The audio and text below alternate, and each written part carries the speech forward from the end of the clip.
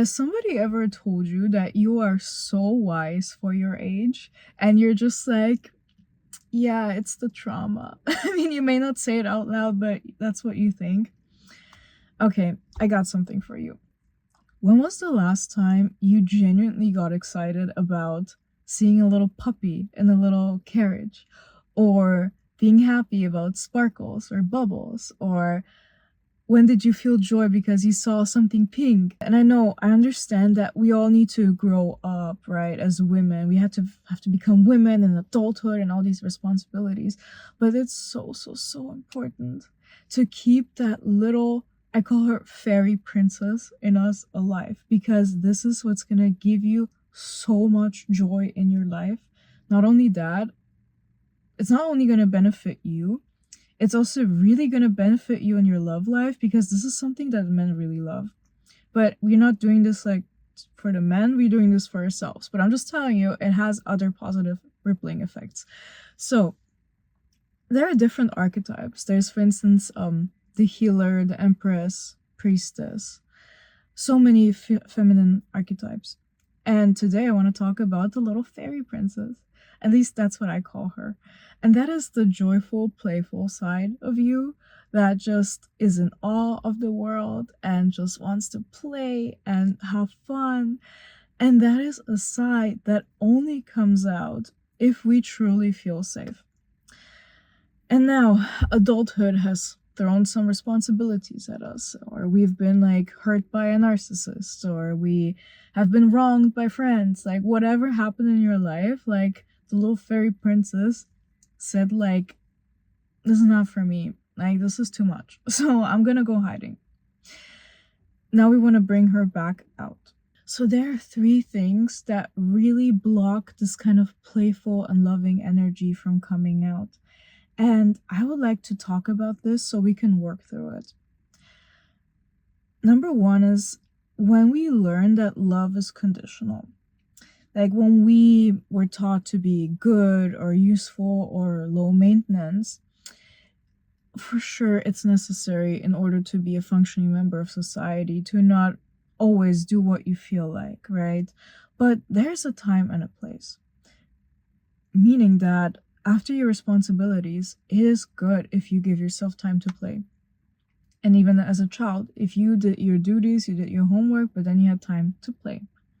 Second one is the praise that you get for maturing really early or for being so responsible, when in fact you've just been depriving yourself from being that child in you, or really letting that child in you play, because you were forced to take responsibility really early. But the good news is that you're an adult now and you can do things to get that little girl out of you to play again. And these are all things that easily can be cleaned up. I know there's a lot of pain probably with this topic with you, because you're like, I could have had so much joy in my life if only I let myself be joyful. And I totally relate to this. This is why I want to talk to you about this. So, yes, it's great to be mature early, but it's also great to be a little silly sometimes. So invite some silliness in you. So when next time you walk by a playground, like just go on the swings, like if there's no kids on the swings. The third thing that blocks us from our inner child to be playing is the gaze of other people. When we grow up, there's gonna be a point, probably when we were teenagers or a little earlier, where we realize that, not only do we perceive the world, but we have like people looking at us. And all of a sudden we become self-conscious. All of a sudden we overthink how we act or what we say or how we look, instead of just living in the moment and allowing ourselves to be our authentic selves. So this is something that could have been like a switch in you that clicked when you were 13, and now you're almost 30 and you never like put the switch back up to tell yourself that it's okay. It's okay. Yeah, people are watching, but so what? I'm watching them too. And the funny thing is that, we are so careful about what other people think or say and do, but most people are just busy with themselves. They only care about what other people think about them, so they don't really care about you. And I mean this in the most positive and best way possible. Like, don't care so much what other people think, especially not when it comes to your own little, like, cute silliness. It's okay to be cute and silly, and the only ones that are gonna judge you for being cute and silly are the ones that are bitter.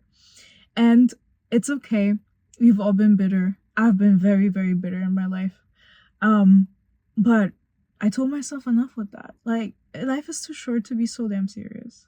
For real. Like, let's enjoy this life. There's so many beautiful and cute things out there. Like, wouldn't it be a shame if we wouldn't just enjoy them? So, like, what are you waking up in the morning to work for? What is it if not, of course, they're like our partners or parents or whatever, we pets, whatever we have that drives us, right? But there's also the little things, and the little things are so important, and it's so, so, so important that you enjoy them. So this is why I want to tell you, be your silly self. Be a little fairy princess. Dance a little, like in your own room. Like, if you don't want to do it in front of people, then at least do it by yourself. Like, start there. And then when you feel more and more comfortable in that persona, you're gonna slightly like shine it out. And the thing is that there's all these archetypes that exist, and the fairy princess is a very, very loved thing. And it doesn't matter if you're 30, 50, 70. I've met older women, like mature women, that had a playfulness about them and that were like really like sweet and cute. And it's a vibe. It's not age related at all.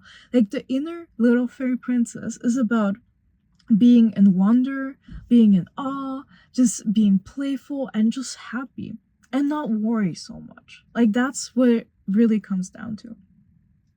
So, authenticity disappears when we feel observed instead of accepted. So, we start by accepting ourselves because nobody else is going to do it for you. First, you gotta accept yourself, and then you're gonna have a certain confidence about you, a certain radiance that is going to make other people feel like they have no other choice but to accept you. And if they don't, then you're not gonna be around them anymore because you have so much self love that you wanna surround yourself with good people.